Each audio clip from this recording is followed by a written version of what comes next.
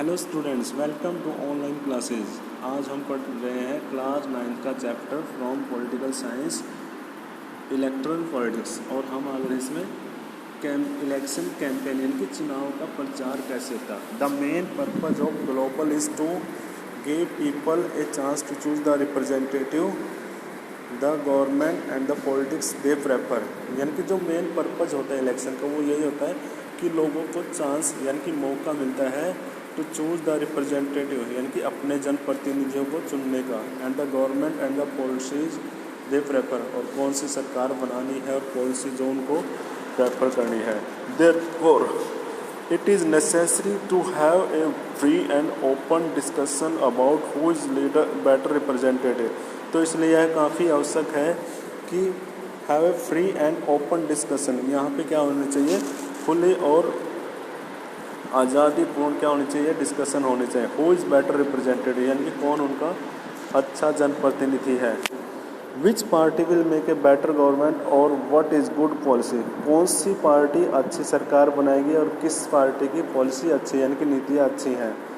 This is what happen during election campaign. यही सब होता है इलेक्शन कैंपेन के दौरान। In our country such campaign take place for a 2-week period between the announcement and the final list of the candidate and the date of the polling। तो ये ऐसा जो ये प्रोसेस है ये तब होती है 2 सप्ताह के अंदर अंदर, जब announcement of the final list of the candidate यानी कि उम्मीदवारों की जो अंतिम जो लिस्ट होती है उसके घोषणा के बाद, और डेट ऑफ द पोलिंग, और जो पोलिंग होती है यानी कि जो चुनाव की तिथि होती है उसके बीच का 2 हफ्ते का टाइम होता है ना, वो चुनाव प्रचार का होता है, इलेक्शन कैंपेन का कार्य होता है, वो टाइम होता है। During this period the candidate contact their voters. और इस समय के दौरान क्या करते हैं, जो कैंडिडेट्स होते हैं उम्मीदवार, वो अपने वोटर्स से क्या करते हैं, कॉन्टैक्ट करते हैं।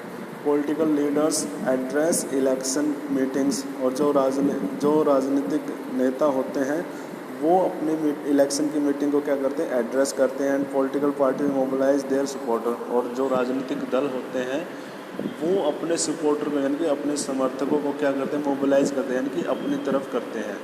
This is also the period when newspaper television news are full of election related stories and debates. यही वो समय होता है जिस टाइम पे न्यूज़पेपर होते हैं और जो टेलीविज़न होते हैं जो पूरी तरह से इलेक्शन से संबंधित कहानियाँ और उनके ऊपर जो बहस होते हैं उसके ऊपर वो सारी की सारी चीज़ें इनमें मिलेगी आपको। But election campaign is not limited to these 2 weeks only. लेकिन इलेक्शन कैंपेन केवल इन 2 सप्ताह के लिए ही लिमिटेड नहीं है। Political party start preparing for election months before they actually takes place. लेकिन जो राजनीतिक दल होते हैं ना वो तो चुनाव की तैयारी है ना महीनों पहले स्टार्ट कर देते हैं इलेक्शन से। ठीक है, अब आपके लिए एक्टिविटी है। What was the election campaign like in your constituency in the last Lok Sabha election. यानी कि पिछले लोकसभा के इलेक्शन में आपके चुनावी क्षेत्र में किस प्रकार का इलेक्शन कैंपेन था। Prepare a list of what the candidate and party said and did. और यह लिस्ट बनाना कि आपके जो भी जनप्रतिनिधि थे, उम्मीदवार थे, उन्होंने क्या क्या बोला था पार्टी के लिए और पार्टी ने क्या कहा था और क्या उन्होंने किया। इससे आप चेक भी कर सकते कि किसी भी सरकार ने क्या कुछ किया, किसी भी राजनीतिक दल ने।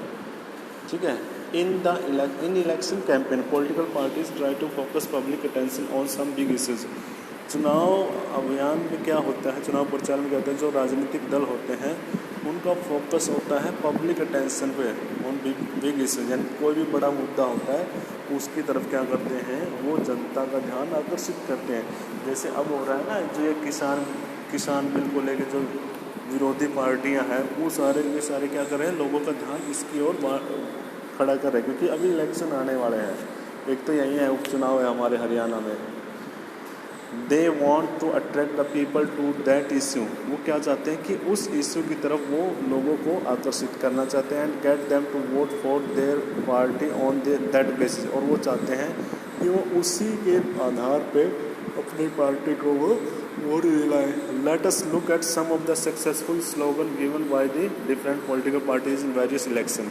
तो अभी हम देखते हैं कि कुछ पार्टियों ने चुनाव के समय पे क्या क्या स्लोगन यानी कि नारे दिए गए थे, जैसे कि the Congress party led by Indira Gandhi gave the slogan of गरीबी हटाओ remove poverty in the Lok Sabha election 1971। जैसे कि 1971 के जो लोकसभा चुनाव थे उसमें इंदिरा गांधी जी ने स्लोगन दिया था गरीबी हटाओ, and the party promise to reorient all the policies of the government to remove poverty from the country. तो इस प्रकार पार्टी ने प्रॉमिस भी किया था कि उनका मेन रीओरिएंट यानी कि दोबारा से केवल और केवल ध्यान किसके ऊपर होगा कि गरीबी को कैसे रिमूव यानी कि ख़त्म किया जाए देश से।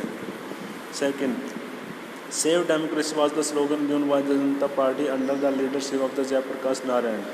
और 1977 के जो लोकसभा इलेक्शन होते हैं उस टाइम पे जयप्रकाश नारायण के नेतृत्व में जो जनता पार्टी थी, जो कि आज के टाइम में भारतीय जनता पार्टी है, उन्होंने स्लोगन दिया था कि लोकतंत्र बचाओ। The party promise to undo the excessive committee during emergency and restore civil liberty.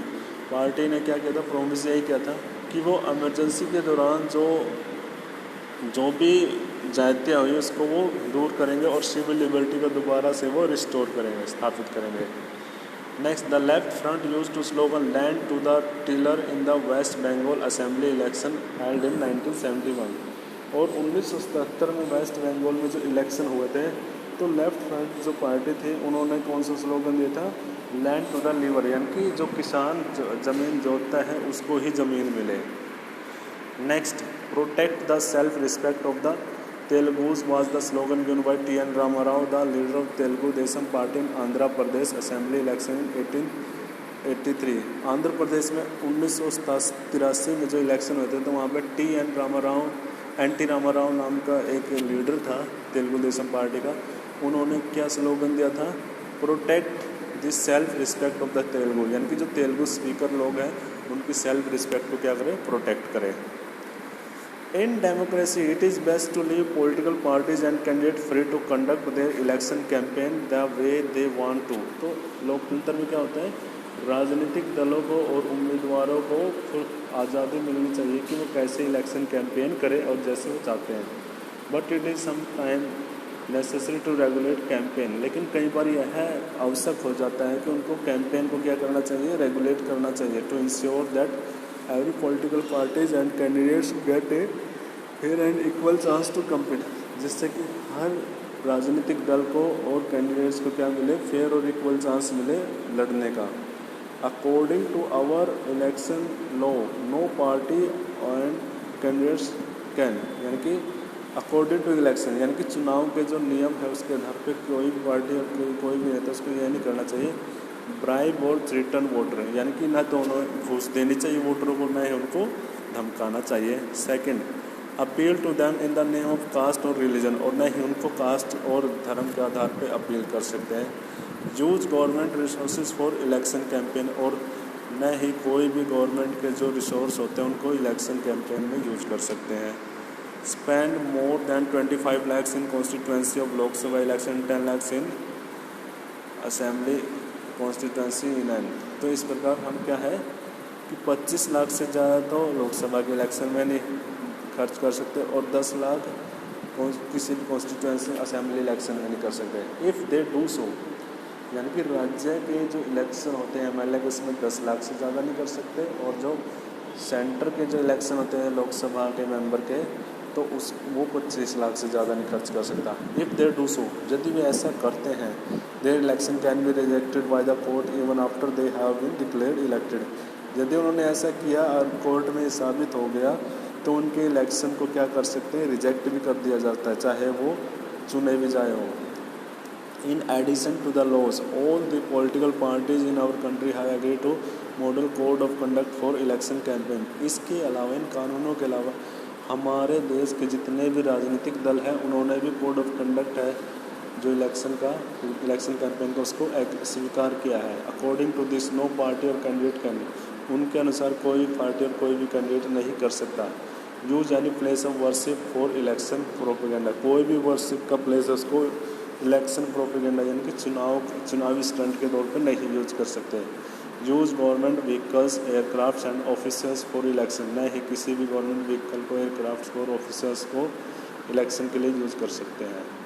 Once election are announce, एक बार इलेक्शन अनाउंस हो गए, मिनिस्टर शैल नॉट ले foundation stone for any project, अगर चुनाव की घोषणा होगी तो कोई भी नेता, कोई भी मंत्री किसी भी प्रकार का कोई भी प्रोजेक्ट की फाउंडेशन स्टोन यानी कि नींव नहीं रख सकता। And take any big policy decision, नहीं कोई बड़ी पॉलिसी का वो निर्णय ले सकता। To make any promise to providing public facility, जिससे कि वो कोई भी पब्लिक फैसिलिटी प्रदान करे। तो ये था आज का हमारा इलेक्शन कैंपेन। कल हम करेंगे polling and counting of votes, यानी पोलिंग कैसे होते हैं और वोट्स की काउंटिंग कैसे होती है, ये हम नेक्स्ट लेक्चर में पढ़ेंगे।